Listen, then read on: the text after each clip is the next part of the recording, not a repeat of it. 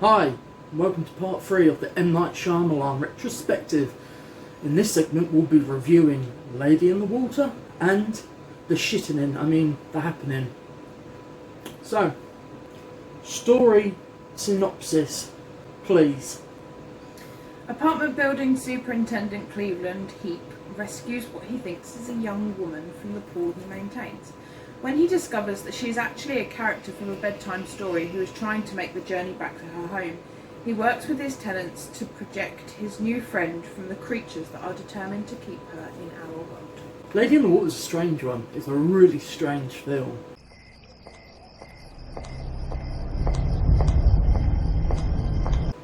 It's compellingly gripping, though very little actually happens.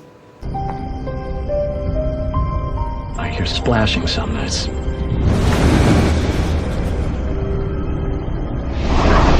Hello? Hey! I saw you! I saw you!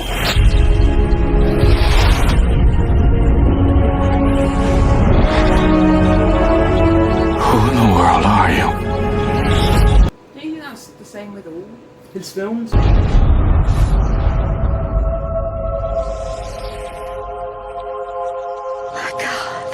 You have an animal size. I don't know who you are, but you did something to my thoughts. Where are you from? But this more so than really anything else. slow and kind of like boring in a way, but not. The blue world.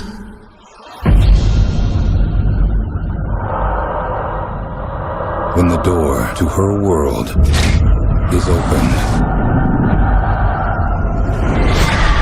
Oh my god. Others will come through. What do you think it was? Some kind of dog? Are there any wolves in this area? Hyenas? An animal that size doesn't just walk around not be seen. And the fate of this world Why is she here? She's trying to save us. Does man deserve to be saved? lies in her hands. What do you see? Cleveland, run! Did something go wrong? What's happening? I thought it was gonna be safe! M. Night Shyamalan's Lady in the Water. How many of you are there? It's a way with the fairies, isn't it? But this is more so than anything. It is a modern, almost urban fairy tale. Apparently, Signs Onward was a downward plummet for Shyamalan and his career. As someone who doesn't believe that, I can't really comment upon that. I think that he goes strength to strength until the happening. But in all honesty, I love this film. I think it's poetic, I think it's beautiful, gorgeously shot, good performances. You can tell that M. Night Shyamalan is doing that to some critics, and it's the most mischievous of his films. It is a lot of the time termed pretentious. I don't think it is. I don't think it's pretentious at all. It's clever writing. I think pretension is in the eye of the beholder. I think people would call him a pretentious filmmaker, of those of whom don't really know the meaning of the word pretension. I mean, it's sweet. It's cute. There's like, I don't know, it's not, I wouldn't say it's a masterpiece, but I wouldn't say it's his worst film either. I think it's like beautifully framed, beautifully shot, the sentiment is there. As long as you're clued in and you're going with the flow of what the story is conveying on a very subsurface level, it's a fairy tale. Or deeper contextually, I think you'll get a better kick and appreciation. I believe that anyone who highlights this in his long CV of films as his worst need to reevaluate their life or reevaluate what good cinema is. You just need to rewatch some of his bad films, it's quite simple. Some of his worst films, yeah. I think Lady in the Water, you can deep dive, get it. But it's got a great performance from Paul Giamatti, which is underappreciated. A lot of people were too taken by his character's OTT stammer. Well, that's the point. we're making it evidential that he has an impediment, but when he's in the presence of her, he can speak clearly. It needs to be OTT to make it obvious that he's not stammering when he's around her. Exactly. And then beneath that is a very, as usual, repressed, emotional character who needed a bit of flight of fancy to bring him out of himself. And basically bringing together this strange community. It's tenements, but they work as motel rooms, but also as living quarters. Yeah, absolutely. And as usual, different ethnicities, different cultures, different races, beautifully represented. I like the altogether inclusiveness of it all. There's equality there, but it's not that's being preachy. inclusivity, isn't it? Yeah. I think that's the thing. Is particularly when we're talking about equality and inclusivity, this film is just the perfect representation for me of the inclusivity of all of the cultures, all of the races, all of the different languages and all the and different ways of life, like regardless of race or culture. Just, you know, there's some people that want to sit in their room really quietly, there's other people that want to be a bit more out there and you know, extroverted, and I like that inclusivity of all of those people. I mean, fantastical films, she says, loving Harry Potter, are not my top genre personally. I find them a little too far sometimes. I get a bit like, oh my god, this is so boring. And I felt a little bit like that with this film, but not to the point where I just thought, please turn it off, I can't hack it anymore. It's a deconstruction of the genre, really, as well. Yeah, it is in a way, but then it does still have its same tropes, and it like I say, it's not my favourite genre. It's not the worst genre, you know, it's not my least favourite, but it's not my favourite. And I do start to get a bit sort of like, but I like the idea. I thought it was a really good idea. I thought it was executed very well. So I like that every character within the framing of the film gets a beat. They're very integral to the. I say this a lot with M. Night Shyamalan, the folding in of the story, and the big twist. There isn't one. There isn't. There's sprinklings of mischievous left turns. The notion that this young boy can predict patterns and structures by simple iconography or images. I like that notion. It turns out that it's the son of the man with the obsessive experiment with the arm. But that was the biggest twist, wasn't it, really? That the people he thought were the obvious people to go to You've for been the building specific... up to a crescendo. Yeah, aren't the people that he thought they were going to be. And actually I mean, I had a feeling that the guy that was only doing the one arm and one leg, because when he asked the film critic guy, he said something about scientifical. He said something, and I went and I nearly said it out loud, and I thought to myself, oh, the guy that's only doing one arm and one leg, and then it went a different way, and I thought, well, that's odd, because I would have thought it's this person, and actually I had predicted it right. It's just that the story needed to go the wrong way to come back round. I having seen this multiple times, I didn't remember that moment, and for me, that's the only thing that kind of I was like, okay. And then when it dawns on you and dwells on you, it's like, actually, yeah, I can see that. It's the what's funny is Paul Giamatti's character is going out, taking disparate people of different personalities, backgrounds, and identities, and he's like, I recognise this in you, and he basically is being misled by someone who's a professional in their field. How many times have we been misled by film critics? Yeah, and the film critic then gets his comeuppance, where he's like, oh, this is where this is going to happen, that, and then he just gets mauled by a scrunt, and it's like, you deserve that, you no good piece of scrunt fodder. 4 stars from me. I mean, it's a movie. It's a movie that can easily bore you. That was my phrase. Dull you, yeah, I know. It's a movie that can dull you. It can lull you. I think it's beautiful. What it's saying on a deep contextual level, what it's doing cinematically. Also, the visual elements, the creatures, they're hidden. They're very opaque, and it's very. There's this heightened sense that maybe this is all not a fever dream, but a dreamscape in of itself. Bryce Dallas Howard brings the beauty, the innocence, underutilised, but I don't think that her character was, even though she's the title character, I don't think it's her. She is the MacGuffin to get things rolling. I don't think that her centrality to this is important in a vein of performance, but more to do with getting the cogs and pistons going for the story and for all the other characters. So how many stars would you give it? 4 stars. 4 stars for Lady in the Water. So now on to The Happening. Oh fuck. Story please, if there is one.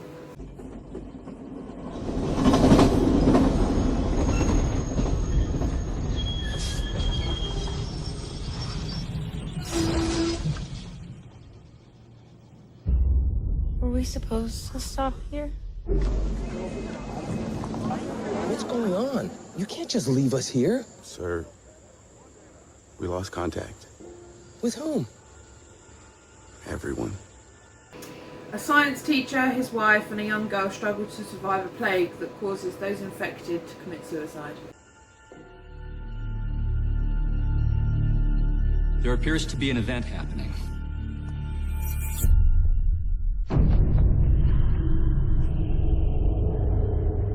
It's some kind of attack.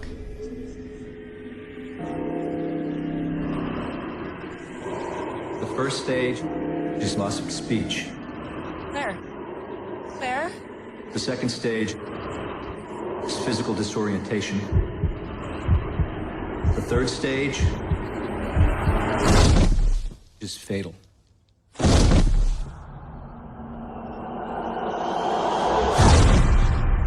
scared, Elliot. It's okay. The attacks are spreading. Boston, Philadelphia, Maryland. It's all over the country.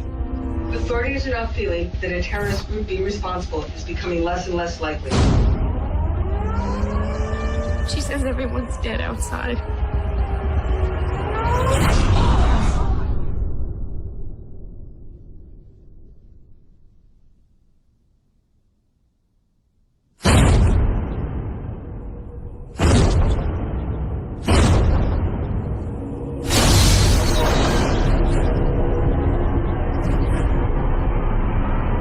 Run.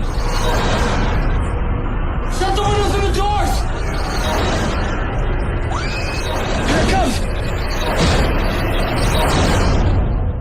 Could this really be happening?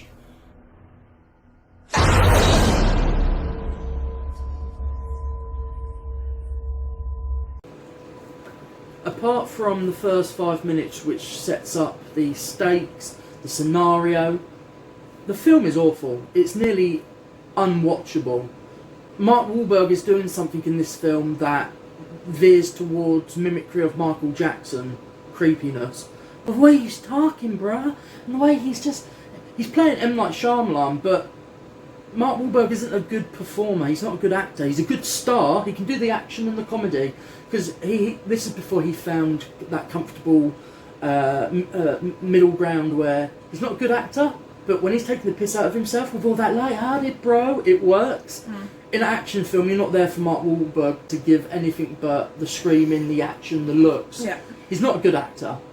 And a few people have come forward, up my opinions being made known that this is awful, said, oh, it's all a deliberate ode and nod to B-movies, and, you know, the subjectivity surrounding, you know, individuality and the predictability. This movie is M. Night Shyamalan reacting to the critics of Lady in the Water and everything before. He's like, oh, I'm going to go back to my what he would view thrillers, back to my wheelhouse. He thinks he's going back to basics, but also zhuzhing it up. It hasn't got that languidness. It had the potential of being a fantastic film. Great concept, terribly conceived. It's not paying ode to anything. Mark Wahlberg hasn't got the self-awareness to know what a B-movie actor does in a B-movie. He hasn't got that self-awareness or that approach as an actor. All he's done is, oh, M. Night Shyamalan's a softly spoken, introverted intellectual who expresses if and when he needs to. Also, what you view here is this movie isn't told so much visually, but with dialogue. Which is something that he doesn't do, and that's what makes a good film, is that when he just does it visually, it makes such a better film. What I've just suddenly realised is this story, and I know that this came before, but this story has been done in the sense of properly since, which is in the name of it's completely wrong. What is oh it? my god, the book that you've bought me and that was made into Bird Box. It's the same thing. Something, I mean, yeah, okay, slightly different, but something creates this thing where it stops you and then you kill yourself. And you're uninhibited, yeah. There's no fear. You just... So it has been done properly. Yeah. Differently, but properly. Yeah, this film is awfully shot. A lot of people have come out in appraisal of it, saying, oh, it's self-aware, it wasn't going for a super serious tonality. It was. It was going for a super serious tone. It just had an awful actor in Mark Wahlberg who can't give the elevated emotion that you need for this story. Also, if you're working with a bad script, which this is a very, very, very, very bad script, very bad. Even as fruity as M. Night Shyamalan's lines and dialogue is, it's necessary and it's combined and gelled well with the visual elements. This film is atrocious. The only thing it has going for it is a really amazing effective score, but even then it becomes monotonous and drone-inducing. It isn't a harkening to a bygone era of film, B-movies. It isn't. It's M. Night Shyamalan going, okay, I need to reinvent myself, go do what people expect of me, whilst also evolving. Just being comfortable in yourself as a film director. You've made so many successes leading up to this. You don't need to cash in and cater to the literati critical side of things. Make the movie that you want to make. I don't feel this is a movie he wanted to make. I think it was just a good idea. At this point, M. Night Shyamalan was literally pleading with studios to make movies with him, going from one to the other because they didn't work for certain executives. It happened. He destroyed his relationship with Touchstone because they said to Lady in the Water, we don't get it, we don't want to be involved. And then they said, up on second thought, we'll give you the money, we still don't understand it. And he was a bit like, don't put money towards something you don't understand. So he went to Warner Brothers and they're like, oh, M. Night Shyamalan. They said, oh yeah, we love the story. They didn't know what he was going to make. They didn't. They were just happy to get his name. And then when the film came out, they mismarketed it. It wasn't, you know, it wasn't offered to the world as it should have been. And then M. Night Shyamalan's like, oh, well, you've just done what Touchstone is going to do to me. You're going to put money towards a film you don't really believe in. You just want me. And coming from that, he's like, okay, I need to pitch ideas. And then 20th Century Fox is like, M. Night Shyamalan. He's like, okay, I'll come to you. What do you want? What do you fucking want from me as a filmmaker? Oh, we want your twisty, turny, really thrilling. Yeah, just do you. And he's like, okay, I'll do me, but through the eyes of the critics and what you want from me. And this is why it is a bad film. Zoe Deschanel, Deschanel, she is awful. She has such big, beautiful eyes, but that isn't. Her acting is showing. That isn't to the end. What she's done in this film is she's got a very weird, almost stilted way to talking. And she seemed to be focusing more on not doing that in this film than her actual performance. All that M. Night said to her as a director is, can you open those big eyes wide enough? Yeah, but why should I? Yeah, because we've got a lot of wind turbines going on and I want to get your eyes aglaze. Mark Wahlberg can't act. This is before he was in that middle ground of knowing that he could use this to his advantage and, you know. Like, we like Mark Wahlberg in some comedies. That Instant Family was lovely.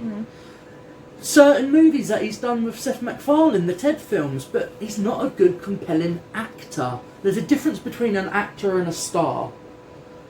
What you got here was Mark Wahlberg, you know, when he is even trying to do the sincere, serious element, it's tonally in relation to the comedic elements. When he's talking to that plastic tree, is this meant to be funny or is this meant to be serious? Because his tone is the same throughout. Yeah, bro, oh no, I'm an intellectual, I'm a teacher. As much as you say you're a teacher, I don't believe it, I don't buy it. I'm not saying Mark Wahlberg is uneducated, but he comes across as a fucking moron, a meathead. The only scene where we actually saw any emotion was a sequence between him and this little girl. And he gave her the ring and it was the emotion. It's like, okay, I like that because you're tapping into what it is you are like as a parent yourself. You're tapping into something familiar. That's what an actor does. It is atrocious. I don't care how many people who are a retrograde, affirmed critic and people who have reappraised it and reevaluated it. You can't convince me that this is a deliberate movie that was going for a comedic tone. Maybe down the years you're like, yeah, that's what they were going for, just to make it excusable. It's ugly, it's boring, his shortest film, and it feels longer than all of his other films put together. Awful. 0 stars. I hated it. I think the worst thing for me is that I've seen it twice. I hadn't realised that I'd seen it the first time when we watched it yesterday, but I realised right towards the end, I was like, shit, I've seen this, and then it all came back to me. I was like, oh my god, I've seen this. And I remember it being shit when I was like, whatever age I was when it came out on fucking DVD. I remember watching it with my dad. I remember him going, what a bunch of absolute bollocks. And I watched it again, and it wasn't until like the very end did I go, oh my god, I've seen this, and I've just watched it again, and it's shite. This is really discouraging because Shyamalan is a very good actor's director. Here, I don't know. You've worked with big names before. Why? Perhaps he just had the flu. Yeah. He probably had a mind sickness. Let's just put him down to having like terrible flu, terrible migraines, tired. The film that we're missing out of his CV is because I haven't brought it and I don't really want to buy it on DVD because I've owned it on Blu-ray before and it's not a good film and I feel like it's it has no significance towards the evolution or devolution of M. Night Shyamalan, but it was... It's not on Netflix or anything. The Last Airbender, no. I can't find it and I'm not interested in it. This is where he went and tried to start a franchise film for Nickelodeon based upon that anime. Didn't go well at all. The Last Airbender, has been on Netflix, so check it off. It's a franchise based thing. We want a big name. What do you want to offer to this? M. Night Shyamalan lent his almost spiritual credentials to it and took the tone of it so seriously. This is based upon a popular pseudo-anime television series made for children. M. Night Shyamalan came to the table and tried to infuse it with his spiritual density of meaning. Sadly, when you've got terrible child actors and terrible actors who are below par, you can't convey that sense of emotion. The movie is visually beautiful in certain sequences, but it was just a wet fart. The next film, After Earth, I think is probably aligned with The Happening as his worst, but I might change my mind on this because at the point of release it was Will Smith desperately whoring out his son to make him a thing, and it was just uncomfortable to watch and witness. I'm going to make my son the next Will Smith, and his son's like, I don't want to be the next Will Smith. Yes, you will be the next Will Smith. He's like, but I want to be Jaden. I want to do my music. I want to do... No, you will be the next Will Smith. So I wonder how After Earth is going to go. That is going to follow from here, whenever, I don't know, when we get to it eventually. I'm just looking forward to getting into Split and Glass, because those films are... So yeah. I'm giving The Happening 1 star. Oh, 1? For... Purely because I like the scene where Zooey Deschanel's character and the little girl are in the shed and he's in the little concrete room and they can hear each other. I think genuinely, before it gets almost parody like when they're like, I don't care what happens, I want to die together with you. Before that, it is genuinely quite emotional and relatively deep, and that was the only scene I liked, so for that I will grant it 1 star. I mean, I liked all the shots of swaying trees, bowing tree branches, that visual semblance of what the fuck is going on with this plague, with this virus, with these toxins exhumed by the plants around us. I liked the sequence where we follow one man's suicide to another and everyone breaks out of their weird trance to pick up the gun and have their go on it.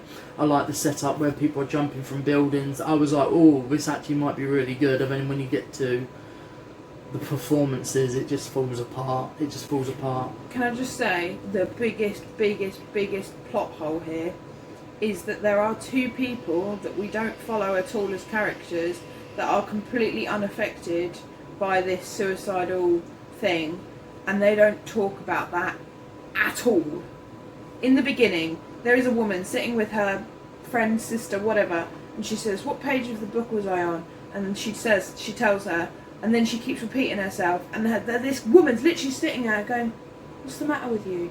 What's the matter with you? Stabbed herself in the neck with a... Yeah, the girl that was affected, not the one next to her. Yeah, there's a lot of plot holes. And then at the end, with the French guy, and he's saying, his mate's saying to him, I must go and pick up my cycle and my bicycle after work. and then everybody stops and he's standing there going, I think there was an inserted shot near the ending where this man was being quite self-explanatory, basically giving resonance and reason behind what everything happened. But by that point, I didn't care. I shut off. I was like, I don't give a fuck. So yeah, this is our shortest segment, but we ain't got much else to say about the happening, except she gives it 1 star, I give it 0, and I don't recommend you watch it. I mean, if you want to watch it, if you want to do your own like kind of binge watching of M. Night Shyamalan, it's very interesting to study as a bad film and what went wrong, but don't watch it for entertainment value, and don't expect it to be a Sixth Sense, don't expect it to be a Signs, don't expect it to be an Unbreakable, don't expect it to be a Lady in the Water, don't expect it to be... Actually, if you don't like Lady in the Water, then expect it to be like Lady in the Water. Because a lot of people don't like Lady in the Water. But I think Lady in the Water is so much better than that. I'm not talking about your opinion, I'm talking about their opinion. If you don't like Lady in the Water, you're not going to like this one. It's exactly the same. So that's it. Our shortest part and segment on M. Night Shyamalan's career so far.